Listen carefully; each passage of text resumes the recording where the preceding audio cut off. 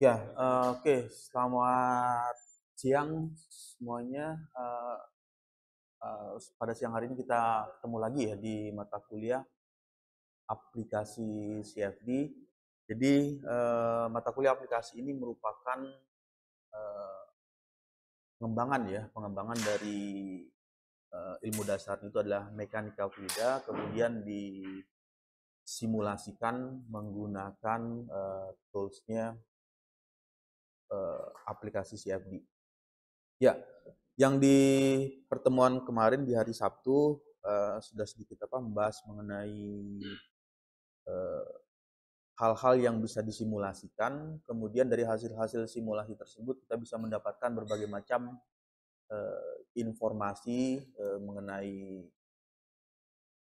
arah aliran, kemudian berapa besar nilai tekanan yang didapatkan, sehingga bisa memberikan semacam analisis ataupun kesimpulan yang didapatkan dari simulasi menggunakan CFD. Nah, ini merupakan tahapan-tahapan yang pasti dilalui pada saat melakukan simulasi dengan CFD.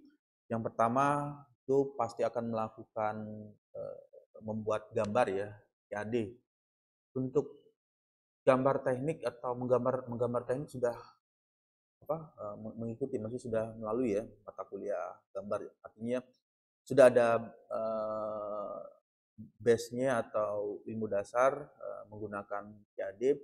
Untuk CAD-nya macam-macam ya, bisa digunakan dengan gunakan tools kalau kemarin pakai apa?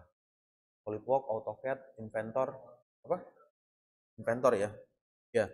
Jadi tools untuk CAD ini juga bermacam ya, ada menggunakan Inventor, kemudian ada uh, AutoCAD atau kalau di ANSYS Fluent itu ada yang menggunakan Space Claim. Space Claim itu juga bisa langsung digambar di situ, gambar dua dimensi atau gambar 3D, gambar tiga dimensi. Nah, setelah melakukan membuat gambar, maka yang di tahap selanjutnya proses membuat mesh atau discrete, membagi objek-objek yang sudah digambar tersebut menjadi bagian objek yang discrete. Discrete itu artinya terpisah-pisah. Jadi di bagian dipisah-pisah menjadi dalam bentuk mesh segitiga atau segi empat atau dalam bentuk kombinasi. Setelah melalui tahapan pre-processing ini, kemudian tahap berikutnya adalah melakukan solve atau menyelesaikan solvingnya. Untuk solving ini nanti berhubungan dengan persamaan atau PDA ya kalau disingkatnya, partial differential equation atau persamaan diferensial. Persamaan yang digunakan umumnya ini pas digunakan persamaan momentum, kemudian persamaan flow atau persamaan kecepatan aliran fluida, kemudian juga menggunakan persamaan konservasi massa. Ini adalah persamaan dasar atau persamaan yang pasti dipergunakan pada saat mensimulasikan menggunakan CFD. Jadi ada persamaan konservasi massa, kemudian persamaan momentum, dan persamaan aliran. Persamaan aliran ini nanti bisa diartikan arah alirannya itu arah bidang X, bidang Y, atau bidang Z, tergantung model yang akan disimulasikan, apakah model 2 dimensi atau model 3 dimensi. Ya, setelah menentukan persamaan tersebut, kemudian tahapan selanjutnya adalah memasukkan nilai-nilai atau nilai kondisi batas apa yang dipergunakan, initial condition. Jadi memasukkan kondisi batasnya, misalnya kalau mensimulasikan ilustrasi sederhana ya, misalnya ini ada pipa, kemudian berbentuk L ya, ada lengkung. Misalkan ini kita asumsikan adalah saluran masuk, di bagian ini saluran masuk, dan di bagian sini adalah saluran keluar. Yang dimaksud dengan memasukkan kondisi batas, nanti ini didefinisikan, ini adalah sebagai saluran masuk, P inlet, kemudian ini dituliskan atau diberi nama dengan kanan keluar. Nah, karena CFD membutuhkan initial condition atau kondisi awal, artinya harus mengetahui berapa nilai kecepatan. Jadi kecepatan di sini harus diketahui terlebih dahulu, berapa nilai kecepatan masuk fluidanya, velocity inletnya, berapa nilai yang dipergunakan, diasumsikan. Jadi pada saat mensimulasikan, CFD akan tetap menghitung. Jadi berapapun angka yang dimasukkan, misalnya kecepatannya itu 10 meter per second. Kemudian yang satu kita dapat nilai pada saat diukur nilainya ternyata bukan 10, nilainya 8 meter per second. CFD akan tetap menghitung nilai kondisi batas yang dimasukkan tersebut. Kemudian untuk tekanan juga sama, berapa nilai tekanan yang didapat dari saluran keluar. Nah, karena CFD tersebut akan menghitung berapapun angka yang dimasukkan, artinya yang perlu diperhatikan adalah pada saat menentukan kondisi batas ini harus diketahui dengan pasti atau dengan sesuai atau hampir mendekati kondisi aktualnya. Jadi kalau misalnya memasukkan angka sembarang juga pasti CFD akan melakukan perhitungan. Jadi mengeluarkan nanti post processingnya atau mengeluarkan hasilnya akan mengeluarkan hasil. Jadi ada istilah garbage in, garbage out.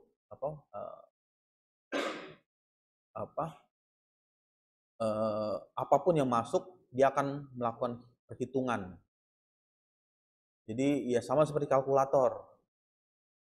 2 ditambah 3 sama dengan berapa? 5 ya. Lalu yang jadi pertanyaan, apakah benar nilainya angka 2 dan apakah benar nilainya angka 3? Kalau misalnya kita masukkan 3 ditambah 1, software CFD juga akan hitung, hasilnya 4. Tapi akan menjadi pertanyaan, inisial kondisi 3 itu dapatnya dari mana? 3 dan 1. Kalau misalnya 3 dan 1-nya itu dari hasil data lapangan, maksudnya data yang diukur atau hasil pengujian, ya berarti hampir mendekati. Nah, tapi kalau misalnya kita perkirakan atau asumsi, ya berarti nanti hasilnya itu juga mengeluarkan hasil simulasi asumsi jadinya. Nah, di bagian ini solving. Lalu yang ketiga post processing. Post processing itu merupakan hasil yang dikeluarkan. Untuk hasil yang dikeluarkan mengeluarkan umumnya ada 3 ya. CFD mengeluarkan kontur. Kontur ini mengeluarkan gambar yang berwarna. Ada warna berwarna ya, nanti ada kontur kontur misalnya velocity, path line, kemudian berupa bentuk garis alir atau vektor kecepatan, lalu kurva ataupun grafik, dan terakhir adalah animasi gerakan dari fluida tersebut. Jadi fluida ini bisa dianimasikan pergerakannya seperti apa. Dari animasi ini nanti juga bisa membantu untuk memberikan analisis bahkan kesimpulan yang didapatkan dari simulasi yang dikerjakan tersebut. Ya, oke, sampai sini ada diskusi dulu atau ada yang mau ditanyakan? Ya.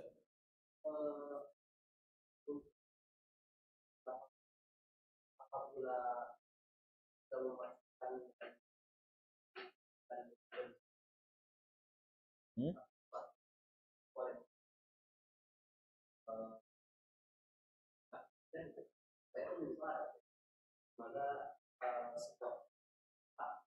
terus jadi perubahan dan di kan kalau misalnya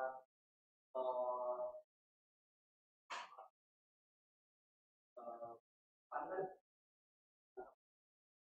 ya dari yang ada palet yang yang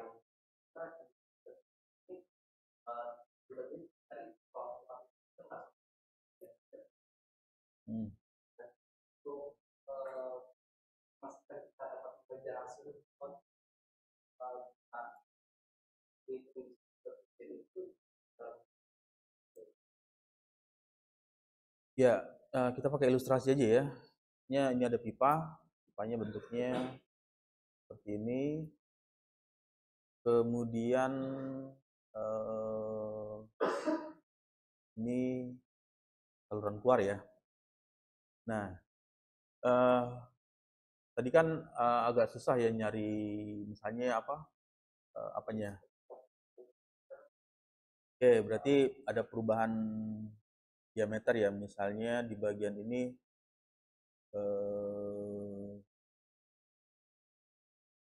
perubahan ini ya. Nah, yang awalnya kan seperti ini ya, maksudnya masih lurus ya. Terus diameternya melengkung, atau misalkan kalau ilustrasi yang lainnya itu ini ada ini, kemudian yang sederhananya ya nah begini ya. Ini kan perubahan diameter ya.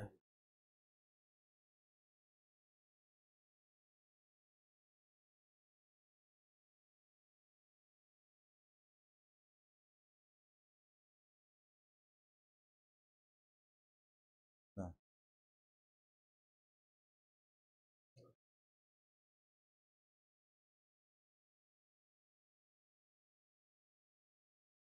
ya. Jadi yang ini adalah bagian masuknya velocity inlet. Lalu ada perubahan diameter yang awalnya luas diameternya atau tingginya besar ini, kemudian yang ini mengalami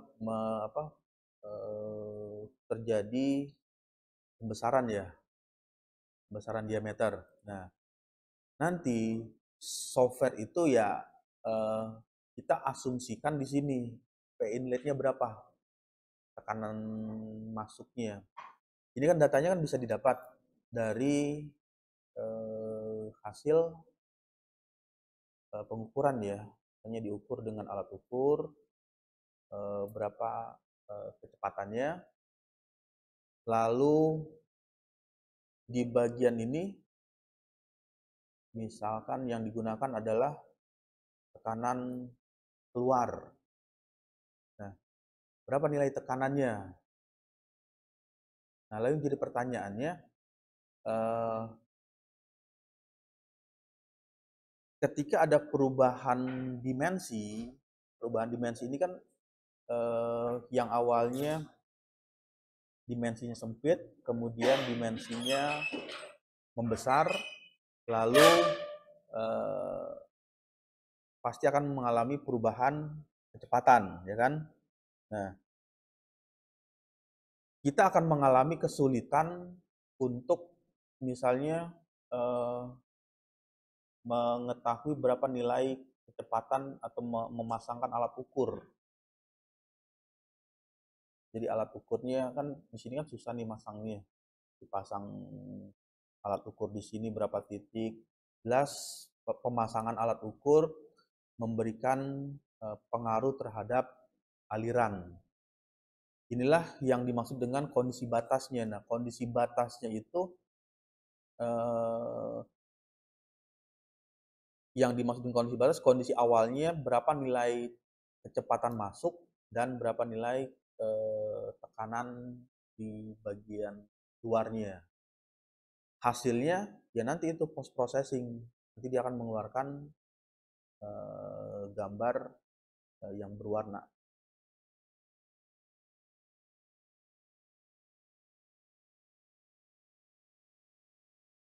Gimana? Ada lagi pertanyaan atau masih apa? Bingung untuk ini?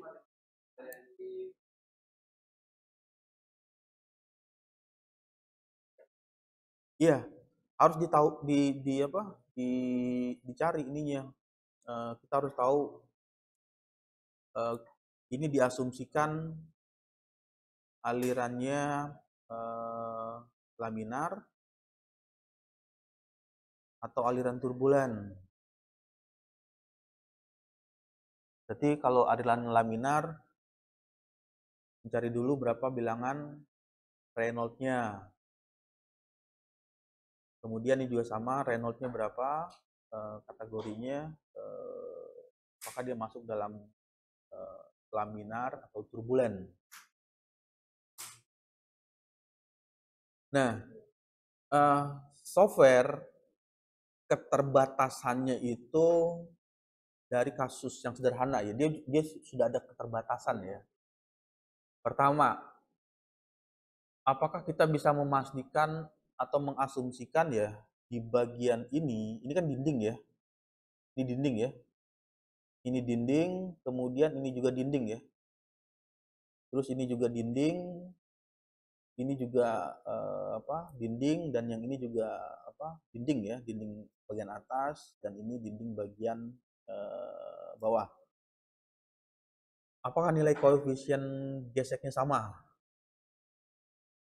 Artinya misalnya di bagian ini materialnya itu licin, maksudnya nilai koefisien geseknya sama, apa licin, tapi di bagian ini apakah masih sama koefisien geseknya?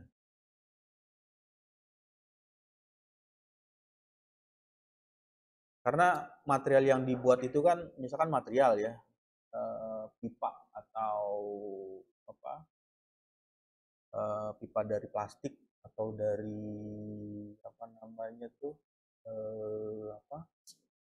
besi atau dari logam, apakah bisa dipastikan sama secara uniform? Nah, itu juga sulit untuk memastikannya, memastikan apa?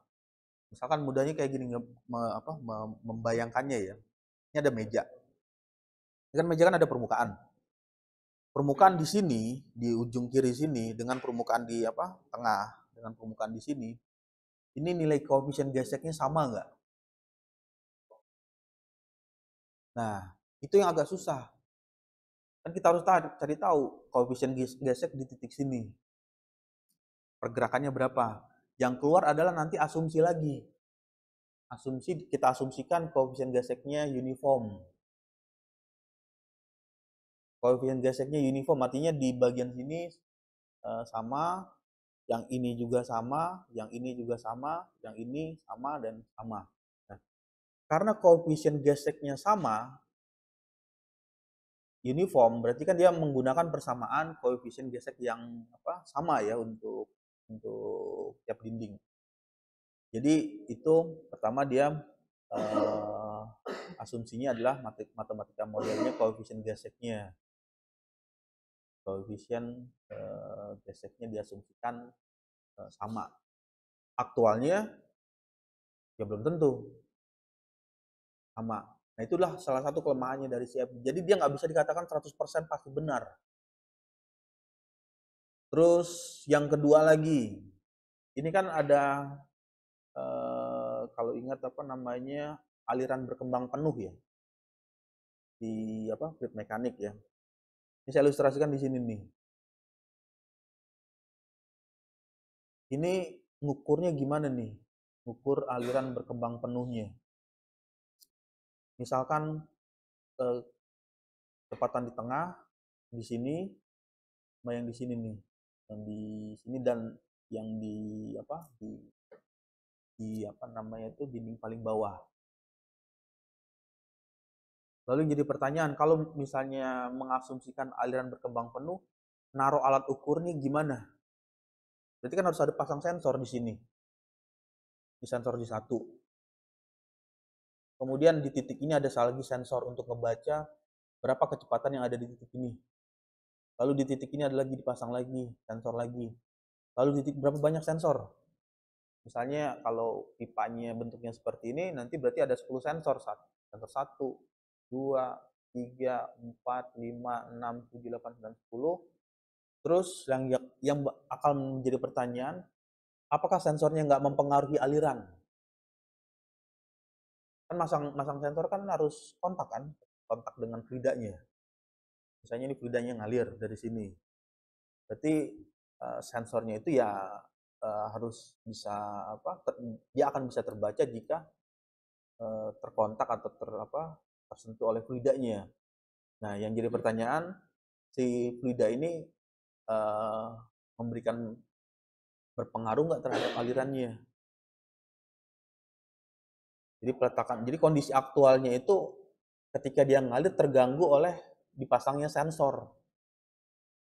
Akhirnya yang paling dapat dilakukan mengasumsikan ini masuknya masih uniform.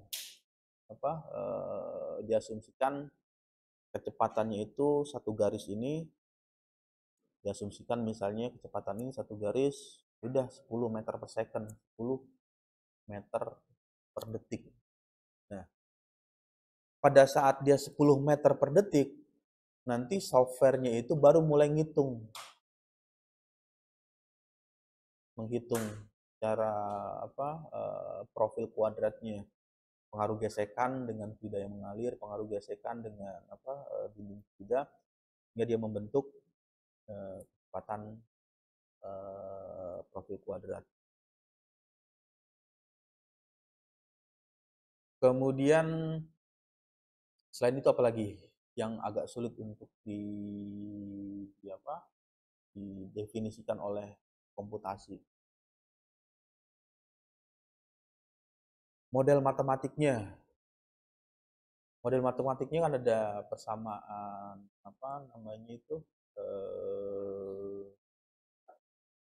ya nilai viskositas dari dari fluidanya, viskositas dari fluida, kekentalan dari fluida. Nah, kekentalan dari fluida, misalkan kita eksperimen nih, kan fluida itu akan mengalami perubahan ketika ada perubahan temperatur ya, perubahan suhu. Misalnya percobaannya katakanlah misalnya 1 jam. Lalu yang jadi pertanyaan, apakah dalam 1 jam itu temperatur bisa dijaga konstan di lingkungannya? Itu akan sulit juga kan? Akhirnya ya udah pakai asumsi lagi. Diasumsikan fluida yang mengalir atau temperatur ambient yang di sekelilingnya itu konstan.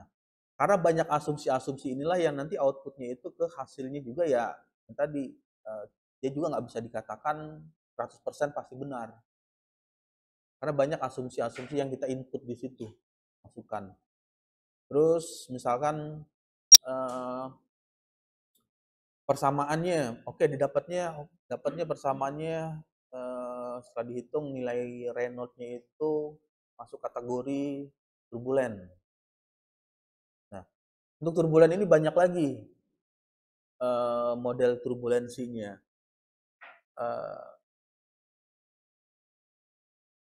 Turbulen untuk aliran internal flow dengan turbulen external flow itu pasti akan berbeda. Misalkan turbulensi ini terjadi pada saluran di dalam pipa. Lalu ada turbulensi yang terjadi di misalnya untuk aliran free stream ya, aliran bebas. Itu persamaan turbulensinya akan berbeda. Nah, pada saat menggunakan persamaan turbulen tersebut, apakah akan sesuai dengan atau mendekati kondisi ini? Persamaan turbulensi itu banyak sekali. Ada apa? RNG ya, kemudian K ya, K omega, kemudian K epsilon. Jadi banyak hal-hal yang kondisi aktualnya itu sulit untuk dibahasakan atau kesulitan untuk masih sulit untuk dituliskan ke dalam persamaan model equation ya, persamaan matematik. Nah, inilah yang menjadikan misalkan sederhananya ya, ini pakai model kayak epsilon ya, model apa, turbulen kayak epsilon ya.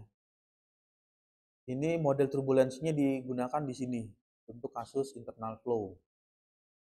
Lalu untuk model apa, turbulen kayak epsilon lagi kita gunakan untuk aliran free stream, aliran apa, bebas ya, free stream. Nah, antara aliran free stream dengan aliran internal flow ini, K epsilon bisa saja dia khusus cocok untuk aliran free stream, tapi untuk aliran K epsilon aliran internal flow itu dia kurang akurat untuk melakukan perhitungan.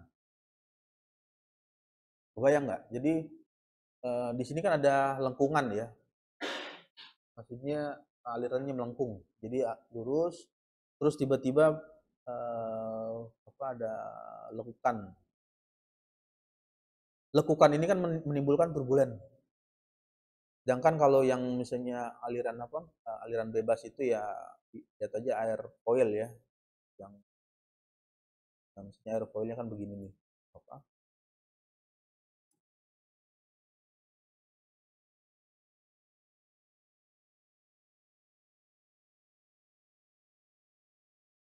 susah gambarnya. Nah, anggaplah ini air foil. Nah, dia alirannya kan hanya lurus begini aja menghambatnya.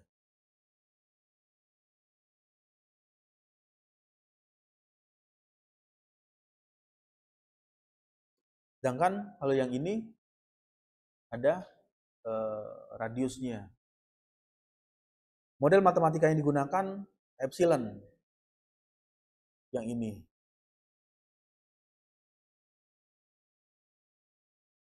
Jadi bisa saja nanti model turbulennya itu untuk aliran yang ada apa, lekukan ya, ada belokan seperti ini, tidak cocok atau tidak tepat menggunakan model yang ini.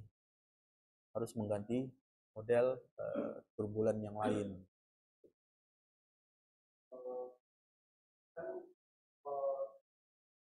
Hmm? Ya.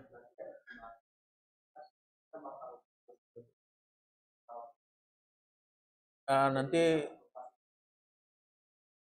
ya, nanti di apa, pertemuan berikutnya kita coba lihat model turbulen apa, K epsilon, apa omega ya, RNG, untuk kasus yang seperti apa. Misalnya untuk K epsilon ini dia sesuainya itu untuk aliran yang free stream, aliran apa, aliran bebas. Tapi kalau misalnya turbulensinya itu terjadi di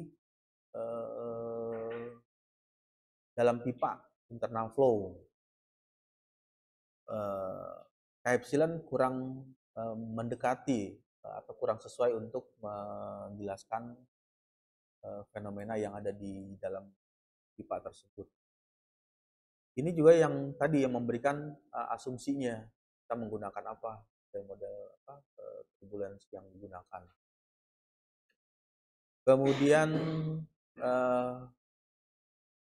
simulasi ini banyak menggunakan asumsi, jadi ada beberapa hal yang sulit juga untuk dimasukkan ke apa namanya itu ke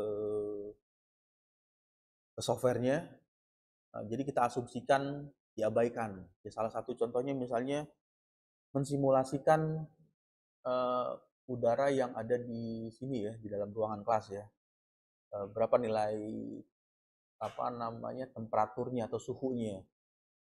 Lalu ada sumber panasnya itu kan berapa banyak orang ya, berapa banyak yang ada di dalam ruangan. Nah, selain uh, berapa banyak orang, data-data apa aja yang bisa kita peroleh? Misalnya data panasnya proyektor itu kan masih bisa lah didapat. Tapi kalau misalnya ada eh, cicak yang lewat atau masuk di dalam sistem ini, di dalam ruangan ini, atau ada nyamuk, secara aktual dia mengeluarkan suhu panas, suhu tubuh, tapi gimana ngukurnya? Ya udah diabaikan. Kita asumsikan ruangannya clear, hanya isinya orang dan ini dan sumber panas misalnya lampu, proyektor, asumsinya seperti itu. Tapi aktualnya bisa saja ada bagian-bagian yang masuk di dalam sistem itu, tetapi sulit juga untuk di input ke dalam softwarenya. Ya, jadi itu ya untuk CFD itu uh, problemnya di situ atau maksudnya kekurangannya pada saat untuk menentukan kondisi batas ada hal-hal yang sulit dimasukkan atau di softwarenya itu nggak ada input untuk memasukkannya di mana untuk memasukkan data itu. Jadi ya kita banyak menggunakan sudah diasumsikan kondisinya baik, kondisinya sempurna. Yang tadi seperti kayak misalnya koefisien gesek, apakah bisa dipastikan sepanjang pipa itu koefisien geseknya nilainya sama semua? Itu kan nggak bisa juga, susah memastikannya. Jadi ya diasumsikan nilainya sama, uniform. Kemudian eh, material pipa material pipanya, walaupun misalnya material ini diproduksi dengan bahan misalnya aluminium, apakah bisa kita pastikan semuanya itu uniform, seragam, materialnya itu eh, solid semua? Kebayang nggak misalnya ini kan pipa ya yang terbuat dari logam, kan pipanya kan bolong kan. Nah, di bagian ini kan pada saat proses manufakturnya itu apakah material pipa ini semuanya solid semua? Bisa saja ada bagian pada saat manufaktur atau pencetakan itu ada udara yang terjebak di dalam. Maksudnya ada materialnya itu di bagian dalamnya masih ada lubang-lubang kecil. Itu kan kita nggak bisa tahu, susah untuk itunya. Jadi ya asumsinya materialnya adalah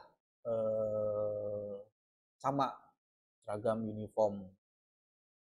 Jadi banyak asumsi-asumsi yang memberikan pengaruh terhadap hasil simulasi yang diberikan. Lalu selain asumsi, ada juga kemarin faktor pembulatan, round of error, terbatasan dari komputernya atau faktor pembulatan kalau mudahnya. Kalau misalnya kita menghitung 22/7, itu kan berapa? 3,14, masih ada digit ya angka selanjutnya. Di kalkulator juga sama. Kalkulator itu kan hanya mampu menampilkan misalkan 10 digit di belakang koma. Aktualnya itu masih ada lagi angkanya. Nah, karena faktor pembulatan itu yang tidak bisa dihindari atau pasti ada, itu juga menjadi hal yang menjadikan software CFD ya nggak bisa juga 100% pasti benar. Hal-hal itulah yang dijadikan nggak bisa 100% pasti benar. Nanti yang bagaimana melihat hasilnya ya, yang dilakukan adalah dengan melakukan komparasi atau perbandingan atau perkiraan. Jadi kalau simulasi fluida ya, misalkan fluidanya sederhananya begini dulu. Nah, ini adalah misalnya ini Q1, ini adalah Q2, berarti kalau ini dituliskan ini adalah A1, V1 sama dengan A2, V2. Dari persamaan konservasi massa atau persamaan kontinuitas ini, kita bisa perkirakan nilai kecepatan yang paling tinggi itu di A atau yang di B. Di A kan? Nah, berarti nanti lihat hasil simulasi CFD-nya. Kalau simulasi CFD-nya itu menampilkan tren yang paling tinggi, misalnya warna merah ini di sini berwarna, kasih simbol di zona ini warnanya adalah warna merah. Merah itu umumnya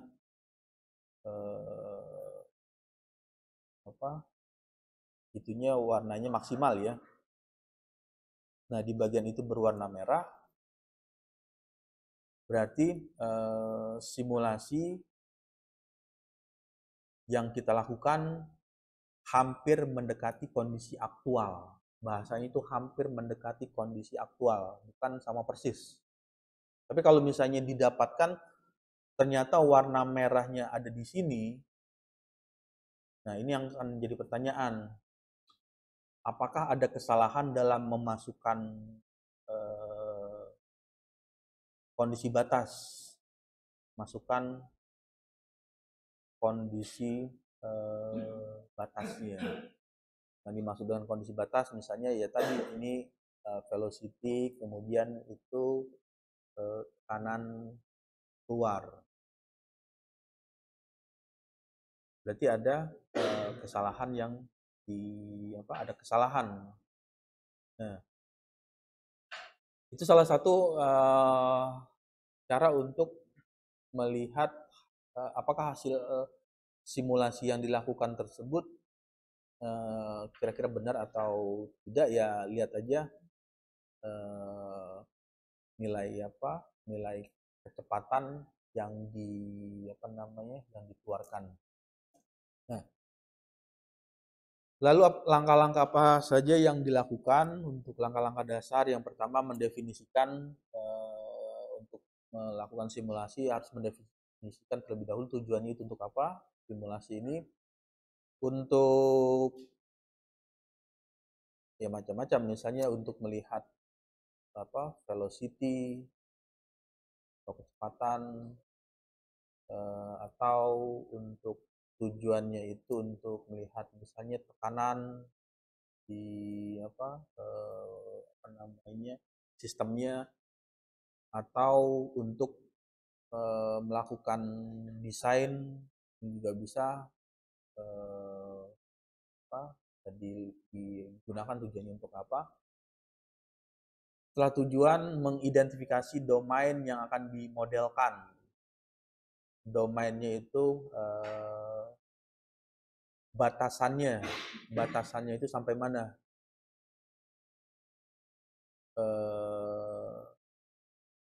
Misalnya ingin mensimulasikan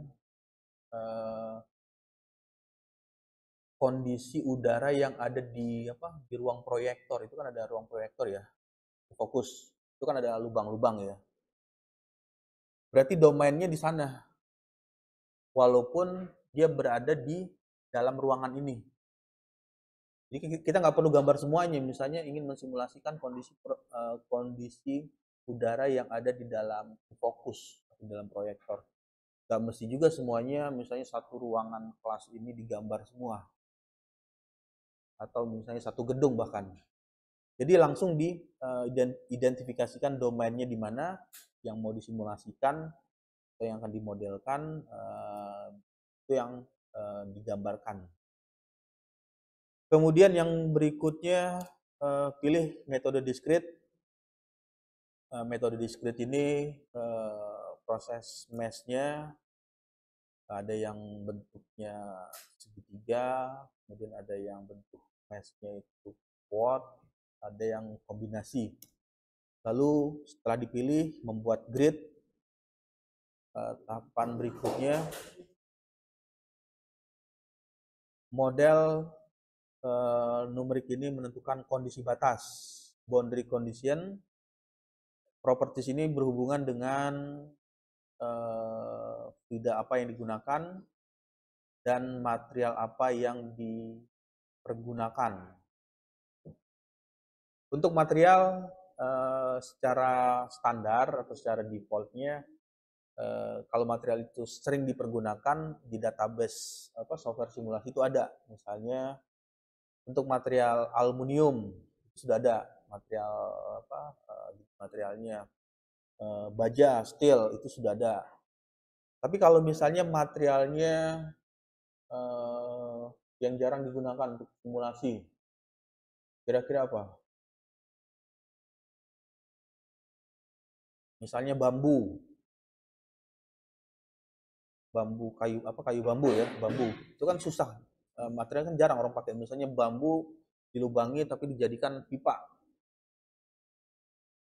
berarti kita harus tahu karakteristik dari properties material bambu tersebut. Nah, itu yang bisa diinput nanti di properties itu ya, dimasukkan user define propertiesnya, berapa nilai properties dari material bambu tersebut.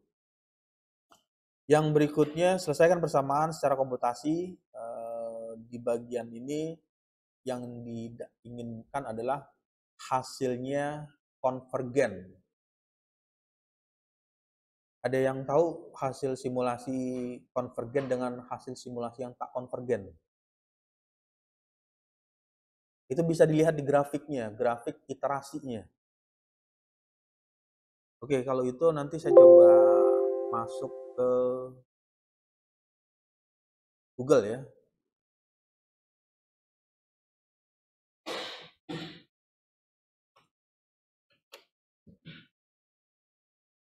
Grafik tadi konvergen ya, grafik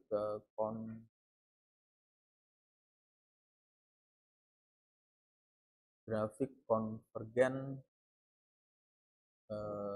ketik aja CFD. Nah, lalu lihat gambar-gambarnya.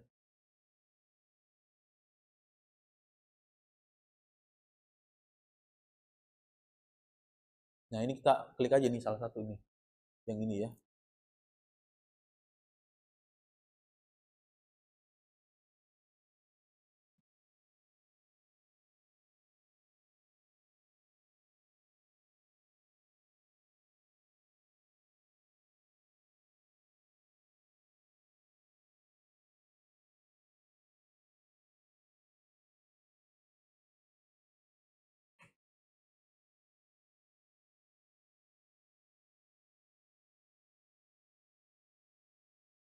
Nah, ini adalah salah satu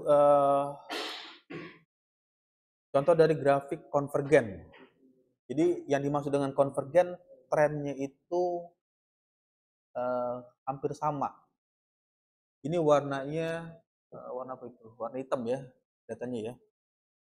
Kemudian yang ini warnanya orange. Nah, yang ini juga warnanya apa namanya, abu-abu, purple, kuning. Nah, trennya itu sama, hampir sama. Jadi kondisinya itu trennya membentuk garis yang sama semua. Jadi terus dia akan sama. Walaupun nanti di sini fluktuatif naik turun, tapi trennya itu akan sama. Di sini ya kalau diteruskan, ini kan proses iterasi nih.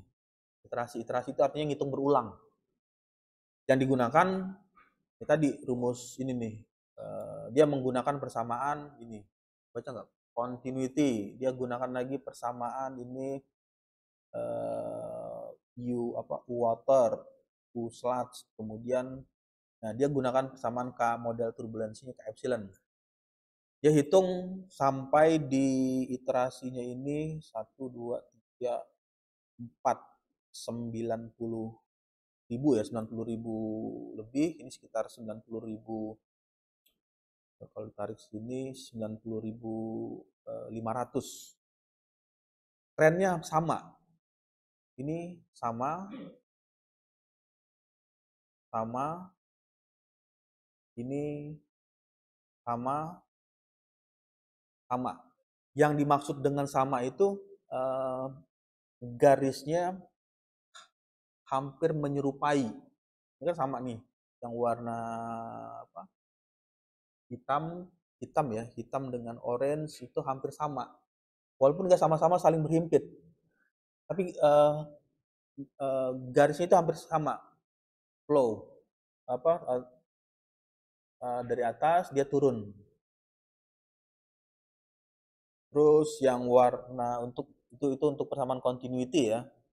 Ini persamaan satu, yang persamaan satu. Kemudian untuk persamaan kedua dia menggunakan lagi persamaan V U water, U sludge dan V water. Ini trennya juga sama, turun. Terus ini yang maksud dengan nilai tadi konvergen. Jadi pada saat melakukan simulasi yang dituju itu misalnya di iterasi, di klik iterate ya. Pastikan software itu tren grafiknya sampai mencapai nilai konvergen. Nah, kita nggak bisa juga misalnya langsung cutting atau berhentikan di tengah sini, dipotong. Artinya misalnya di bagian sini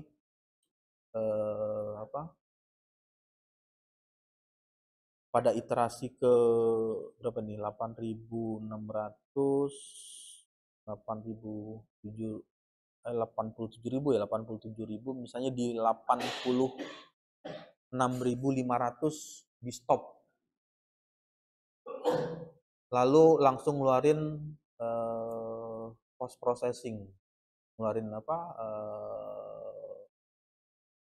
namanya itu gambar grafik, gambar berwarna, yang warna kontur ya, warna video animasinya. Artinya software itu belum selesai menghitung, tapi udah diberhentikan, udah di stop. Itu yang hasilnya nanti juga kurang tidak sesuai dengan kondisi yang dipergunakan untuk simulasi. Jadi pada saat melakukan simulasi itu pastikan nilainya sampai grafik yang didapatkan itu mendekati trennya hampir konvergen. Jadi kalau belum konvergen ya ditunggu aja.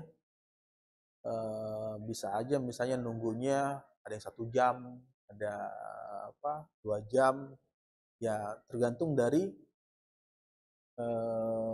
lamanya software itu menghitung. Nah, proses lamanya software menghitung pertama dipengaruhi oleh satu kemampuan komputernya, PC-nya. Misalnya kalau komputernya pakai sekarang i9 udah ada belum? Tapi udah ada yang pakai i9. Nah, misalnya ada yang pakai Intel 9, i9 dengan i5. Itu pasti akan berbeda waktunya. Terus RAM-nya, RAM software ya, random access memory, misalnya yang menggunakan 4 GB dengan 8 GB atau yang 8 GB dengan 16 GB itu akan berbeda. waktu apa? Yang ngitungnya, kecepatan ngitungnya. Misalnya bisa saja misalnya pada saat menggunakan RAM 8 GB ya, 3 byte dengan RAM yang 10 atau apa 10 GB ya, gigabyte, waktunya akan mengalami perbedaan. Jadi pada saat dia ngitung dari iterasi 1 ke 2 dia butuh waktu misalnya 3 detik, tapi kalau di RAM 10 GB dia hanya membutuhkan waktu 1 detik. Jadi pengaruhnya di situ. Nah, ini bagian yang memberikan kecepatan atau cepat atau lambatnya hasil simulasi tersebut bisa didapatkan. Selain RAM, kemudian prosesor Intelnya, persamaan apa yang digunakan. Ini berapa nih? 1, 2, 3, 4, 5, 6, 7, 8 ya. 1, 2, 3, 4, 5, 6, 7, 8. Ada 8 equation yang software yang dia pakai. Equation ada 8 persamaan. Bisa saja kita menggunakannya sampai 15 persamaan. Itu juga akan memberikan pengaruh. Waktunya akan lama dia ngitung. Misalnya kita menambahkan lagi karena ini kondisinya multiphase.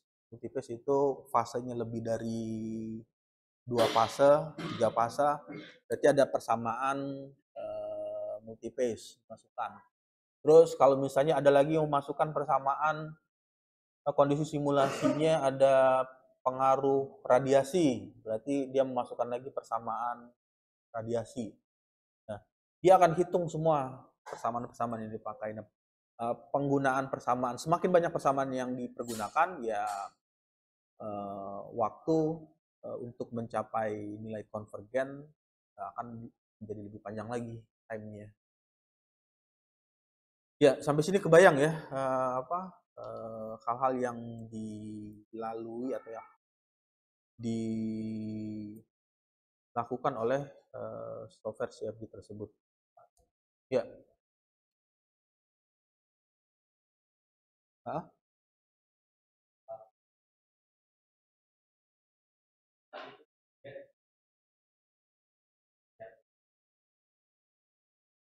Tren grafiknya. Ya.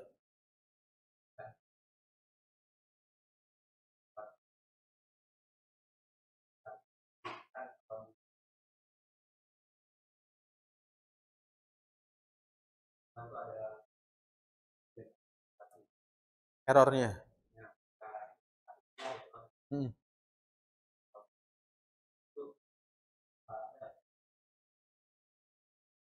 Untuk ngecek konvergen ya. Untuk ngecek konvergen itu pertama yang tadi lihat tren grafiknya. Kalau tren grafiknya udah nggak mengalami perubahan, lurus saja, itu kita iterasi sampai berapapun juga dia akan tetap lurus. Nah, kemudian ada juga melihatnya itu dia sampai 10 pangkat minimal ya, 10 pangkat min 5. 10 pangkat min 5 ininya kenapa? Ya, residualnya 10 pangkat min 5 minimal. Kalau udah biasanya kan kalau software Fluent itu kalau dia udah konvergen suka ngasih tahu tuh di ininya konvergen ada tulisan convert. Nah, tapi kalau misalnya masih diiterasi terus dia ngitung terus, tapi udah 10 pangkat min 5 nggak ada perubahan, ya artinya dia udah hampir mendekati nilai namanya konvergennya. Konvergen itu diartikan kemiripan, kesamaan. Jadi ya kalau dianalogikan sama satu tujuan, satu visi. Jadi misalnya kan ini kalau kita analogikan ini berapa orang, 1, 2, 3, 4, 5, ada 10 orang, visinya sama, tujuannya sama. Misalnya ya Tujuannya ya kuliah ngambil aplikasi CFD, itu udah konvergen. Tapi kalau misalnya yang satu lagi kuliahnya ngambil mekanika fluida, yang satu lagi ngambil mata kuliah getaran mekanik, yang satu lagi mata kuliah misalnya matematika teknik satu, itu nggak konvergen. Tapi kalau misalnya dalam satu ruangannya ini mengarahnya ke apa satu eh, apa tujuan yang sama, yaitu dia baru namanya konvergen. Nah, grafik itu juga sama. Jadi kalau grafiknya yang satunya dari atas turun, tapi yang ada lagi satu grafik dia turun terus dia tiba-tiba naik. Itu kebalikan, bukan konvergen tapi divergen. Ada hal yang berbeda. Dia tadi kan trennya kan turun semua. Ya walaupun di sini ada apa naik turun ya. Tapi kalau dilihat ininya ini sama ya naik turunnya itu sama aja dia. Tapi kalau misalnya yang satu lagi dia turun nih ke sini. Tapi di pertengahan sini dia tiba-tiba naik ke atas. Itu udah divergen. Jadi ada satu persamaan yang nggak bisa menyelesaikan kasus tersebut. Tinggal dilihat warna persamaannya apa. Misalkan kalau dia ngeluarin warna merah, berarti dia tinggal lihat aja legendnya. Legend di sininya. Oh dia warnanya warna merah. Oh dia pakai warna, misalnya merahnya itu ini ya persamaan K epsilon. Berarti K epsilonnya nggak bisa menyelesaikan kasus itu. Berarti kita harus ganti model apa namanya itu ya, model turbulensi harus dirubah dirubah apa namanya model turbulennya. Jadi itu ya yang dilihat, pastikan simulasinya sudah mencapai konvergen, kemudian ya iterasinya ya dilihat aja, kalau belum sampai 10 pangkat min 5 ya dia masih ngitung, artinya masih melakukan kalkulasi.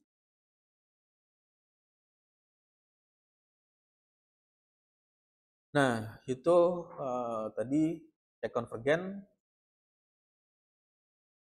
Kemudian periksa hasil, ya ini hasil yang mau ditampilkan, mau mengeluarkan kecepatan, apakah mengeluarkan temperatur, atau TKE, turbulen kinetik energi, tekanan, dan lain-lain. Jadi eh, banyak yang bisa ditampilkan. Pertimbangan hasilnya jika perlu diulang dengan kondisi yang berbeda. Nah ini yang dimaksud dengan diulang dengan kondisi berbeda tadi. Jika nilainya divergen, kebalikan. Jadi kalau grafiknya yang satu cenderung sama, tapi yang satunya lagi beda sendiri, atau ada dua yang berbeda. Berarti dua persamaan itu sulit untuk menyelesaikan kasus simulasi yang dikerjakan tersebut. Oke, sampai sini ngerti ya, maksudnya bisa kebayang ya. Karena kalau ya yang namanya tools itu kan macam-macam ya, bisa menggunakan Fluent, bisa menggunakan solid workflow simulation, bisa menggunakan CATIA. CATIA juga ada grafiknya yang buat simulasi. Inventor juga ada. Itu tergantung dari software yang pakai. Nah, yang berikutnya adalah oke, sampai sini ada diskusi dulu nggak? Ya, kenapa? Hmm?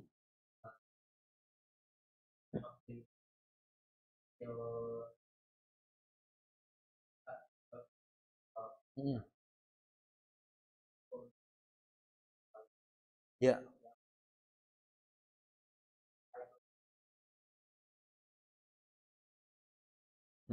Kondisi kondisi apa? Soalnya.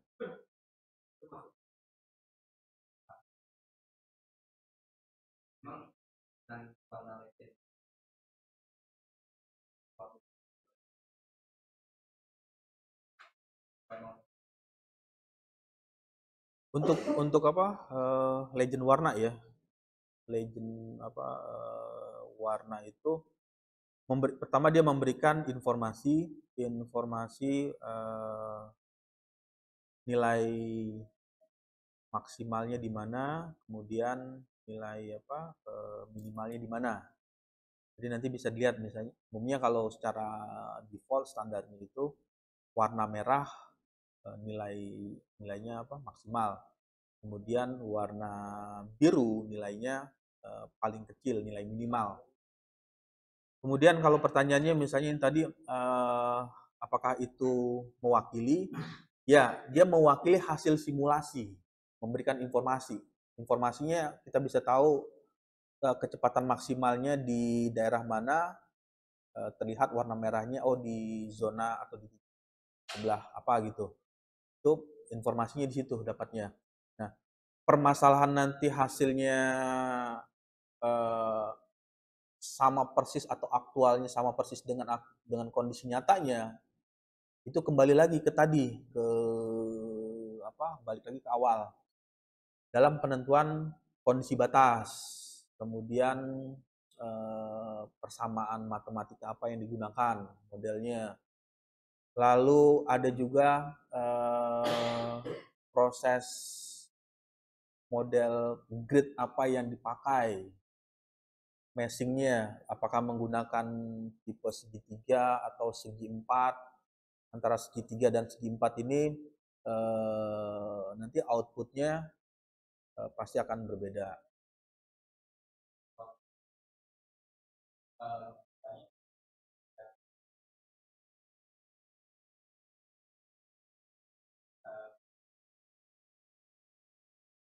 Nah, yang pertama tentukan kondisi batas KB ya, saya singkat, kondisi batas hampir atau sesuai dengan aktualnya. Jadi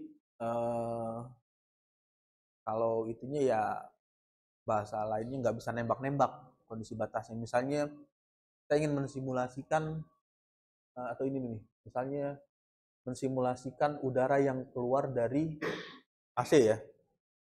Kira-kira berapa udaranya yang kecepatannya kondisi awalnya? Iya Mas, enggak, kira-kira berapa? Oke, 1 ya, 1 meter per second. Itu asumsi kita. Nah, aktualnya kita harus mengukur, taruh alat ukur di situ. Satunya persis di angka 1 atau 1 koma atau bahkan 0, nggak sampai 1 ya, 0,9 atau 0,8. Nah, itu yang pertama, menentukan kondisi kondisi batas aktualnya. Lalu yang kedua, model atau matematikanya yang digunakan. Yang kedua, lalu yang ketiga, gambar apakah menggambar-gambar 3D atau 2D, gambar 3 dimensi atau 2 dimensi. Karena ada beberapa kasus nggak bisa juga diselesaikan dengan gambar 2 dimensi, harus gambar 3 dimensi.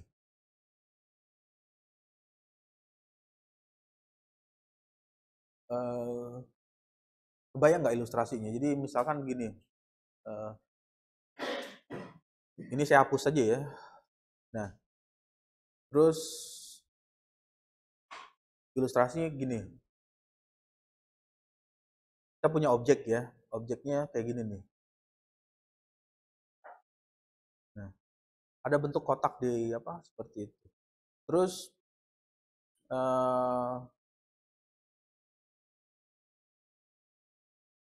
yang ini nih. Ini kira-kira gambar apa ini? Apa namanya? Balok ya. Maksudnya bukan balok, apa namanya? Ya balok ya. Kan kalau kubus sama persis ya. Kalau ininya kan di gambarnya itu kan seperti ini nih. Aktualnya, ini kan aktualnya 2 dimensi apa 3 dimensi? Tiga kan, tiga dimensi. Jadi kan kalau gambarnya kan begini nih.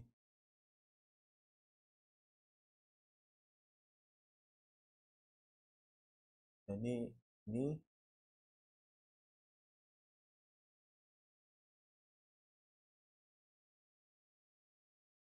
Nah, aktualnya itu tiga dimensi. Aktual ininya tiga dimensi. Tapi bisa kita sederhanakan jadi gambar 2D. Ya, misalnya kita mau simulasikan, ya udah gambar 2D, gambarnya bidangnya ini aja. Jadi kalau ini digambarkan, ini bidang apa?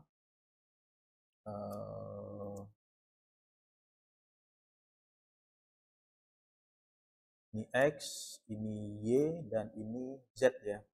Nah, ini adalah bidang X-nya yang horizontal, ini adalah Y-nya, dan ini adalah Z-nya. Yang diambil hanya yang ini.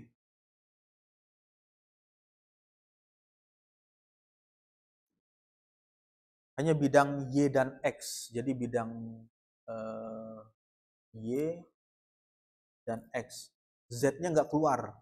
Nggak keluar apa di sini di simulasinya. Kenapa dia nggak keluar? Karena ininya sama, apa namanya itu tingginya sama,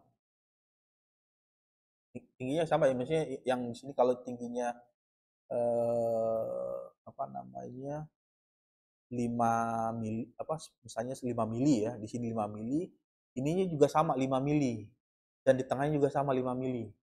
Tapi kalau misalnya yang satu tingginya di sininya 5 mili, di ujungnya apa membesar ya, apa jadi misalnya 10 mili, itu harus gambar tiga dimensi. Kenapa dia harus gambar tiga dimensi? Karena ketika fluida yang mengalir, yang satu mengalami apa sempit, tapi di bagian permukaannya membesar, terus di bagian lagi mengalami apa pembesaran, terus sampai di bagian akhir sampai 10 apa mili apa mengalami pembesaran. Nah, baru dia gambar tiga dimensi. Tapi karena di aktualnya itu misalnya asumsinya sama, bentuknya sama, jadi ya dia bisa disederhanakan menjadi dua dimensi. Nah, jadi kecepatan yang ada di sini di dinding ini nih, di dinding ini akan sama dengan kecepatan yang ada di sini dan di sini. Karena dia nggak mengalami apa perubahan lebar atau kecilnya. Nah itu salah satu alternatif atau alasan ya kenapa gambar tiga dimensi bisa disederhanakan menjadi ini dua dimensi hasil simulasi apa gambar gambar yang disimulasikan.